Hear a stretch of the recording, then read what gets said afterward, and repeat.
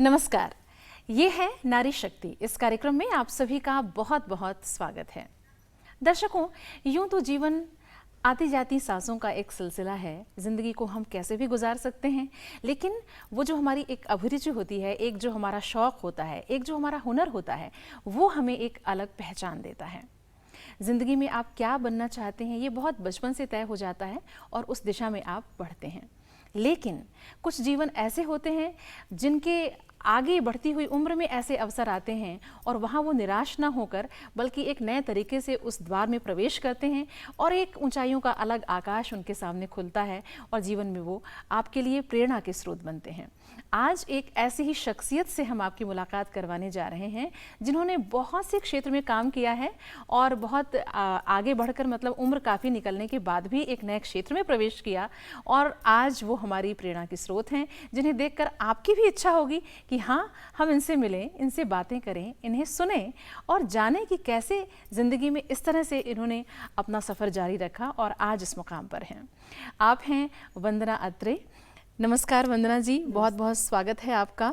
मैंने आपका पूरा परिचय इसलिए नहीं दिया है कि वो पूरा परिचय बातचीत में हम अपने दर्शकों के समक्ष रख सकें।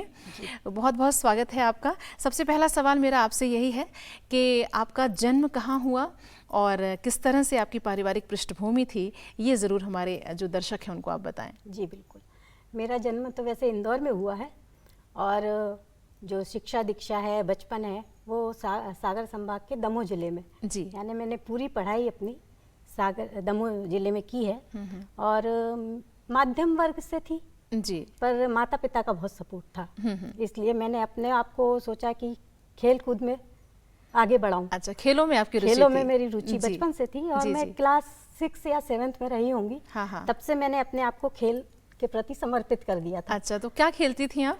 मैं शुरुआत मैंने खो खो से की थी। हाँ। पर आगे चलते चलते मैं खेलों में इतनी डूब गई कि साल में कम से कम 6 महीने 8 महीने मैं बाहर रहती थी और हॉकी, खो खो और एथलेटिक्स, अच्छा, तीनों में मैंने राज्य स्तरीय पे खेला है। जी और खेलती गई। तो अच्छा, आपके घर में इस तरह का वातावरण था या आपका ही शौक था ये? नहीं, घर में वातावरण बिल्कुल भी नहीं था, पर मेरा शौक था। हाँ। और मेरे पिताजी ने मुझे पूरा सपोर्ट किया।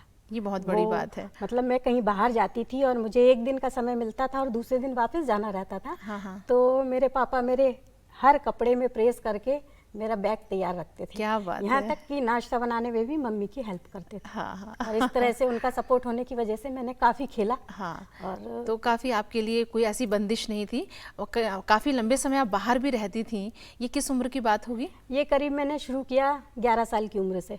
तो ये बड़ी बात होती है कि 11 साल की बच्ची को बाहर भेजना, उस समय वो सन भी मेरे ख्याल से काफ़ी पुराना सन होगा। हाँ बिल्कुल, 81-82 की बात है ये। जी बिल्कुल। और मैं बाहर रहती थी और कभी पापा ने ये नहीं कहा कि तुम लड़की हो, रात को 2 बजे यदि उतरी हो बस से तो मुझे क्यों नहीं बताया। हाँ। उस समय तो फ़ोन वगैरह होते नहीं थे। जी। पर पहले से मालूम होता था कि हम इस दिन लौटेंगे। पर मैंने कभी नहीं बोला नहीं मैं जाऊंगी। हाँ। मुझे अपनी सुरक्षा करनी आनी चाहिए। क्योंकि मैं बाहर निकल रही हूँ। जी। बाहर निकली हूँ तो मुझे अपने आप को सुरक्षित रखना आना चाहिए और मैंने वो किया। यानी पापा ने सपोर्ट किया, इसलिए मैं इतनी बोल्ड बन पाई। हाँ। और आज भी मुझे किसी बात का डर नहीं है। क्या और बात मैं है। अकेले कहीं भी जा आ सकती हूँ और मुसीबतों से निपटने की हौसला रखती हूँ। क्या बात है। बहुत ही अच्छा। तो एक पापा का इस तरह से आपको सपोर्ट था, परिवार के सपोर्ट के साथ आप आगे बढ़ी और खेलों में इस तरह से आपने भागीदारी की। फिर ये यात्रा किस तरह से आगे बढ़ी, जो हम जानते हैं कि आप रंगमंच से भी जुड़ी हुई हैं, तो इस क्षेत्र में किस तरह से प्रवेश हुआ या कैसे जीवन फिर आगे बढ़ा? खेल कूद करते करते ही मेरी मम्मी थोड़ा सा थी कि लड़कियों की शादी एक उम्र में हो जाना चाहिए। तो उन्होंने शादी कर दी और शादी हो गई। उसके बाद मेरा स्पोर्ट्स छूट गया। किस उम्र में शादी हुई? मेरी शादी 21 साल की उम्र में हुई। अच्छा। और फिर उसके बाद परिवार, बच्चे हो गए, बच्चा भी जल्दी हो गया बड़ा वाला। और हस्बैंड LIC में थे, उनका टूरिंग जॉब था। तो उन्होंने पहले ही कह दिया था कि तुम्हारा सर्विस करना थोड़ा सा मुश्किल जाएगा। तो मैंने भी सोचा ठीक है। तो फिर बच्चों में और परिवार में घुल मिल के रह गई। और वो एक ब्रेक पीरियड था मेरे लिए। करीब मैंने 10 साल अपने आप को घर में सिमट के रखा बिल्कुल। और बच्चों में ही अपने आप को। तो 10 साल का एक समय जो था, बड़ा समय है ये, जो आपने अपने परिवार को दिया, बच्चों को दिया, और उसके बाद फिर आपने रंगमंच में प्रवेश किया। ये किस तरह से हुआ? नहीं, उसके बाद भी काफ़ी समय मैंने, फिर बच्चे बड़े हो गए, थोड़ा सा टाइम मिलने लगा, तो हस्बैंड भी सोचने लगे कि अब ये फ्री रहने लगी है। भोपाल आ गए थे तो पार्लर में रुचि थी मेरी, तो फिर मैंने पार्लर का कोर्स किया और पार्लर खोला अपना। उसमें 5-7 साल मैंने काम किया जी। और ये एक अलग ही क्षेत्र, एक अलग क्षेत्र हो गया। खेल के बाद सौंदर्य। जी जी। तो हाँ। उसमें आई और फिर बीच में डायबिटीज़ हो गई मुझे। हाँ हाँ। तो तबीयत खराब रहने लगी, डॉक्टर्स ने कह दिया कि आप एग्जर्शन नहीं करें। हाँ हाँ। तो मन तो नहीं था क्योंकि अच्छा इस्टेब्लिश हो गया था जी। फिर भी बंद करना पड़ा मुझे। और बंद करने के बाद फिर मैं घर आ गई। फिर घर में हस्बैंड जुड़े गए थे, जब तक रंगमंच से हस्बैंड जुड़े हुए थे पहले मेरे। अच्छा अच्छा। और बच्चों की भी रुचि थी। बच्चों की रुचि ऐसी थी कि कॉलोनी में यहाँ वहाँ करते थे और उनको मैं तैयार करती थी। हस्बैंड जुड़े हुए थे, मैं जाती थी साथ में। तो हमारे जिस ग्रुप से मैं जुड़ी हुई हूँ, हम थिएटर, उनके निर्देशक ने बोला भाभी आप क्यों नहीं ट्राई करते। अच्छा। तो मैंने इनकी तरफ देखा, इन्होंने भी कहा हाँ ठीक है। तो मैंने कहा आप सिखाएंगे तो मैं सीखूंगी और कोशिश करूंगी। हाँ। उन्होंने कहा बिल्कुल आप कर सकती हैं। उन्होंने मुझे एक डायलॉग दिया, मैंने पढ़ा तो उनको बड़ा अच्छा लगा। उसके बाद से मैं उस ग्रुप में जुड़ गई और रंगमंच चलिए, आपने डायलॉग की बात कर दी तो हालांकि मन में सवाल तो मेरे और भी हैं, लेकिन पहले एक लालच ये हो आया है कि आपके किसी एक नाटक का एक संवाद आप जरूर हमारे दर्शकों को सुनाएं। हमारा एक नाटक हरदौल काफी फेमस है, बुंदेलखंडी नाटक है जी, बहुत प्रसिद्ध है ये नाटक। प्रसिद्ध है और ये सारे एमपी में, हम यहाँ तक कि बाहर भी करने जाते हैं। जी। तो वो हरदौल हैं जो राजा मानते हैं, ओरछा के लोग उनको भगवान मानते हैं जी। उसमें मैं एक विधवा का रोल करती हूँ। मैं उसका एक डायलॉग आपको बताती हूँ। हाँ। वो राजा मुझसे पूछते हैं कि आपको कोई परेशानी है क्या। तो मैं बोलती, राजा परेशानी थोड़ी नहीं, बहुत ही है, बहुत। हमारे घर वाले की और जयपाल सिंह जी की बड़ी अच्छी यारी हती। संग उठवो बैठवो खावो पीवो सभी कछु चलत हतो। बे हमारी आधी बटिया पे जमीन पे खेती भी करन लगे थे। कछु दिनन में हमारे घर वाले को बीमारी ने दर पकड़ो। ई काजे हमने सावरे को खेत की रखवाली काजे धरला। सावरे ने बड़ी ईमानदारी से खेत की रखवाली करी। हमारे घर वाले के गुजर जाने के बाद जयपाल सिंह में खोट पैदा हो गई और पूरी की पूरी फसल दबा गए, हिस्सा तक नहीं दो। इस तरह से बहुत सुंदर, बहुत सुंदर। ये बिल्कुल एक अलग रूप में आप चली गई, एक अलग भाव संसार में। बहुत सुंदर आपने ये अभिनय किया। मेरे मन में ये सवाल था कि चूंकि ऐसी कोई आपकी पृष्ठभूमि तो नहीं थी, ये कला का क्षेत्र है, तो अभिनय जगत में प्रवेश करना, ये आपको आत्मविश्वास किस तरह से आया? कभी आपने अभिनय नहीं किया था? कभी नहीं किया था, पर देखने का शौक शुरू से रहा।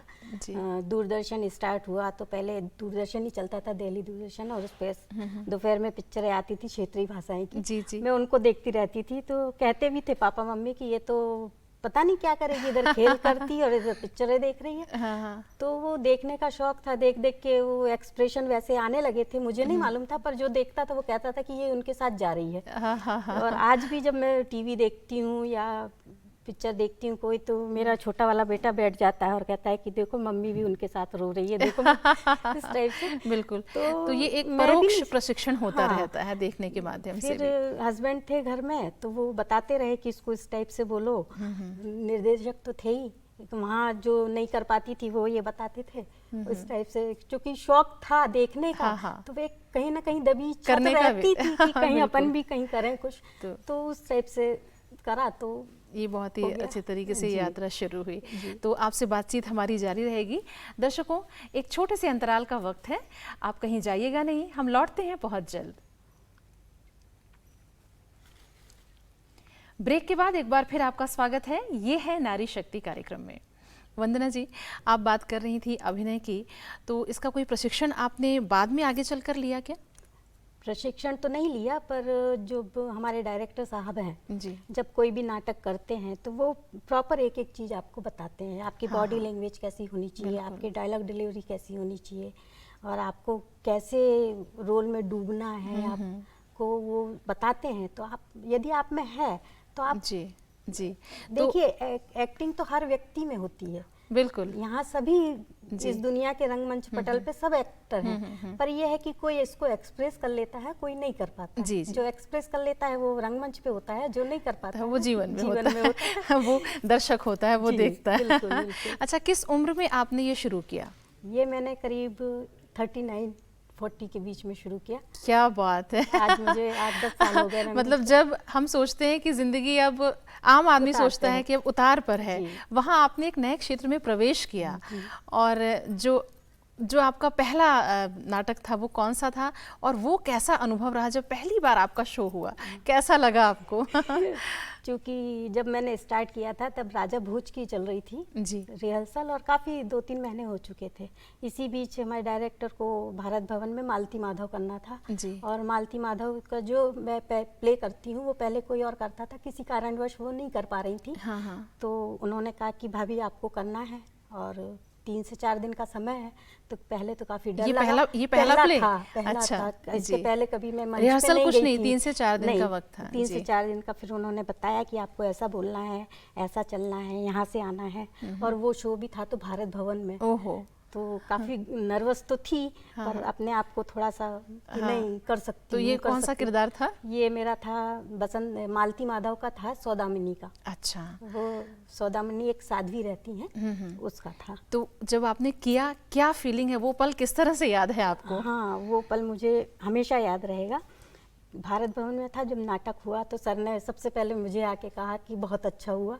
मुझे बहुत अच्छा लगा। उसके बाद जब मैं दमोह में पढ़ती थी उस समय जो लड़कियां वहाँ मेरे साथ थीं वो भी दर्शक दीर्घा में उपस्थित थी। और फिर जब मेरा नाम अनाउंस हुआ और फिर वो आई, बोले अरे वंदना आप नेगी हो ना? मैंने कहा हाँ मैं वंदना अत्रे हो गई हूँ। बोले कि हम तो सोच भी नहीं सकते थे, आप तो स्पोर्ट्समैन थी। हाँ कैसे? तो मैंने कहा अब ये तो जीवन के रंग है, जो दिखा रहा है देखते चले जा रहे हैं। क्या बात तब मुझे बहुत अच्छा लगा कि एक मतलब पुरानी अपनी पहचान वाली आके आपको कह रही है कि अच्छा लगा आपको देख के। और दूसरी बात जब अपने डायरेक्टर आपको कहते हैं कि अच्छा हुआ तो थोड़ी सी हिम्मत बढ़ जाती है। और जब दर्शक तालियां बजाते हैं तो वो तालियां जरूर आपको याद होंगी।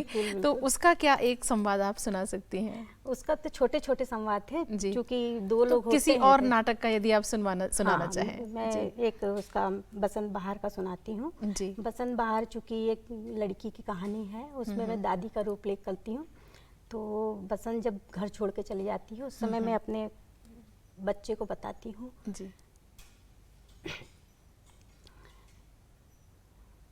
वो बोलता है कि वो तो चली गई। मैंने कहा हाँ वो तो चली गई इस घर को, और इस घर को त्याग कर पता नहीं कहाँ, लेकिन अब तेरा मकसद ही कहाँ जीवन का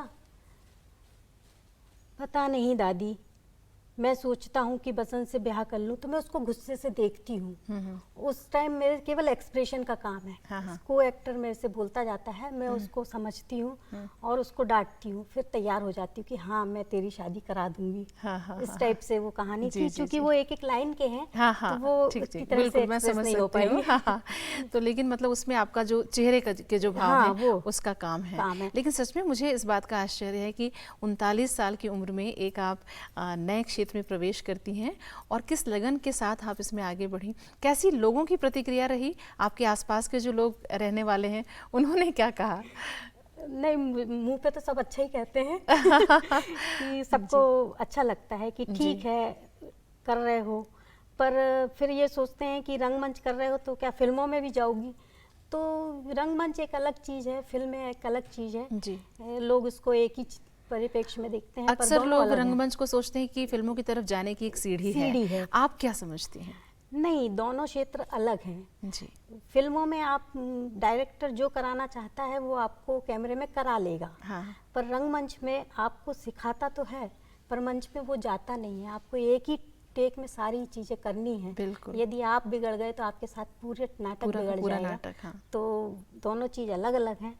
और एक्सप्रेशन आप कैमरे में 2 मिनट के लिए दे सकते हो, पर आप पूरे समय होल्ड करके रखना मुश्किल होता है रंगमंच में। और फिर एंट्री बार बार होती है। इसमें तो फिल्मों में तो ऐसा होता है कि आपके यदि लास्ट सीन है और पहला सीन है तो आप एक ही दिन में दोनों कर देते हैं। इसमें ऐसा नहीं होता है। इसमें आपको बिल्कुल सीढ़ी बाय सीढ़ी चलना पड़ता है। एक जीवन की तरह जीना होता है उसको।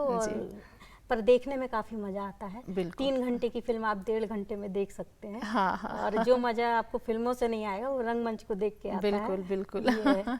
अच्छा, आप क्या सोचती हैं रंगमंच की क्या भूमिका है समाज में? आप कैसी इसकी ज़रूरत महसूस करती हैं?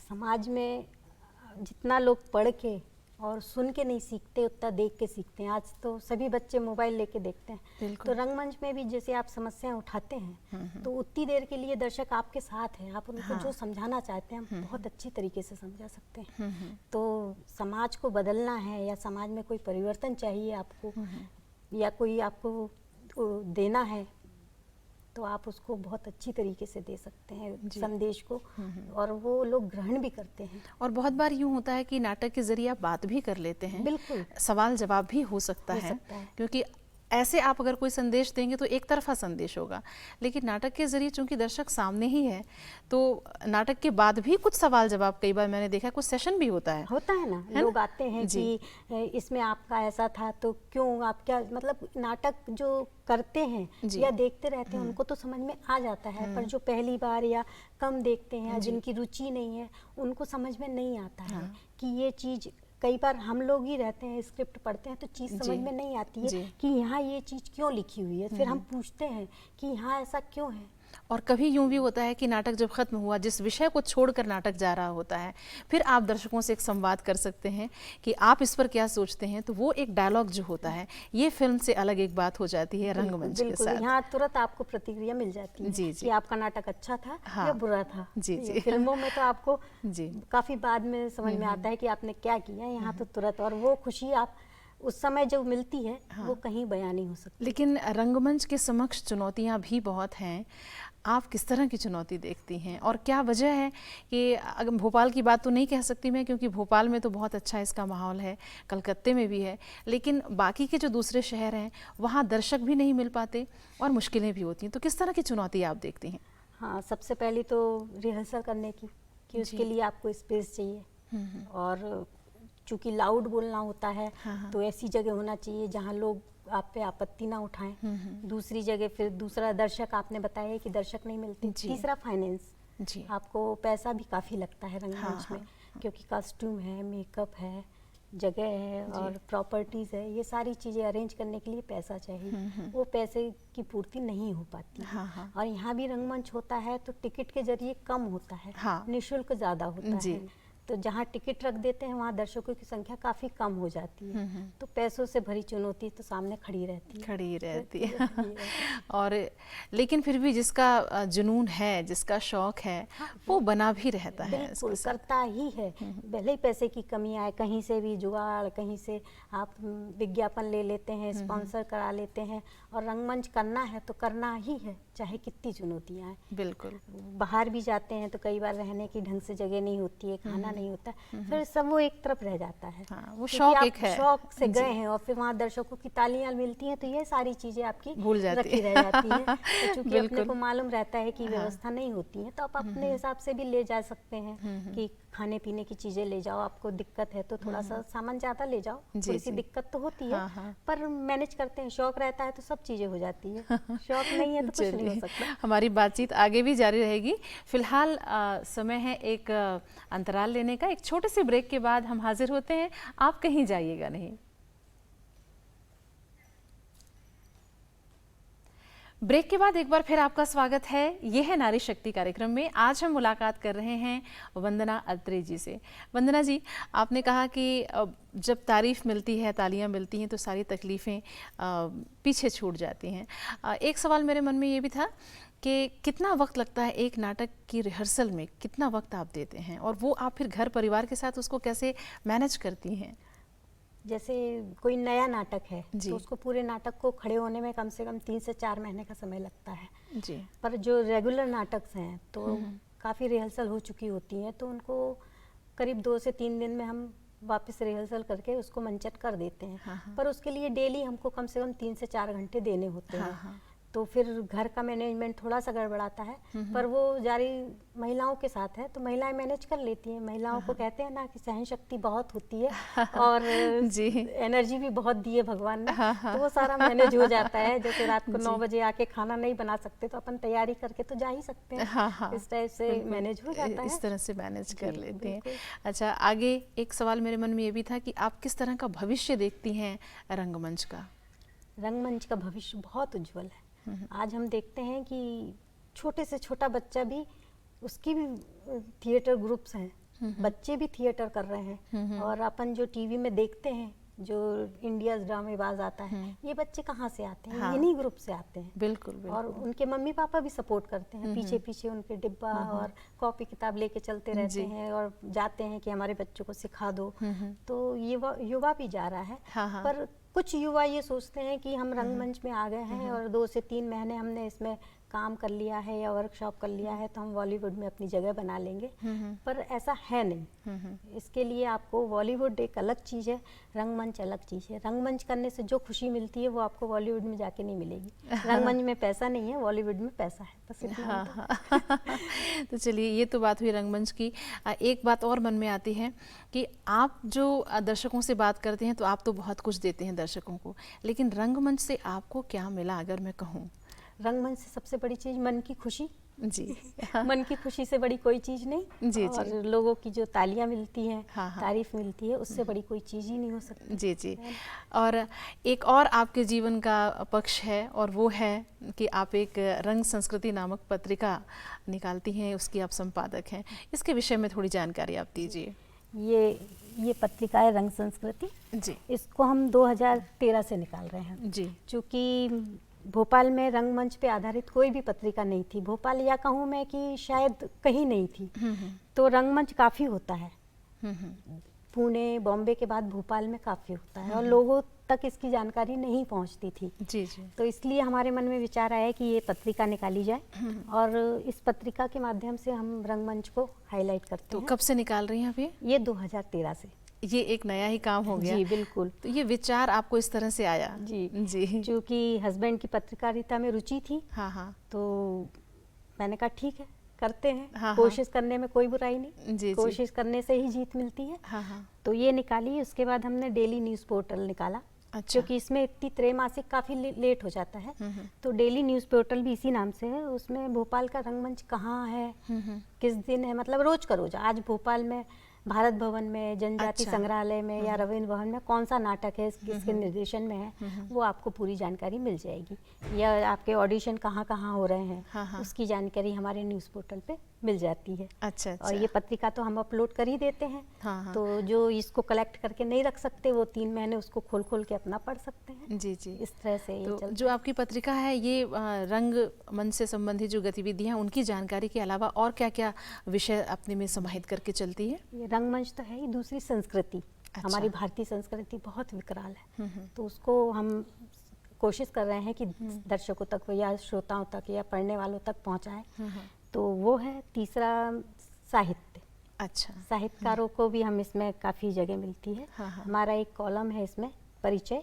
अच्छा। इसके अंतर्गत हम जो नई हमारे पास लेखक या कवित्री या कवि आते हैं, जी, जी। वो अपनी कविताएं भेजते तो उनका हम एक पूरा परिचय इसमें जी, जी। एक कॉलम में दे देते हैं कि उनको भी वो मिले। जी, जी। तो ये मासिक पत्रिका है? नहीं, ये त्रैमासिक है। 3 महीने में एक बार। 3 महीने में एक बार ये आप निकालते हैं।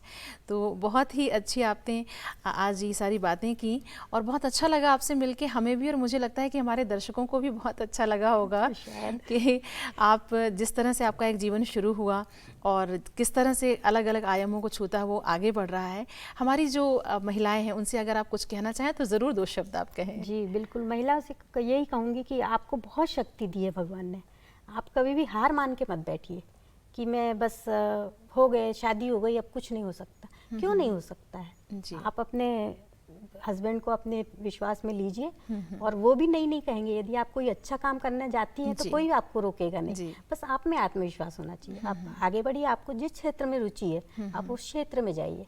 आजकल बहुत दरवाजे खुले हैं, आप जिस दरवाजे से घुसना चाहते हैं घुसिए और आपको कहीं ना कहीं जाके मंजिल मिलेगी, क्यों नहीं मिलेगी। बिल्कुल।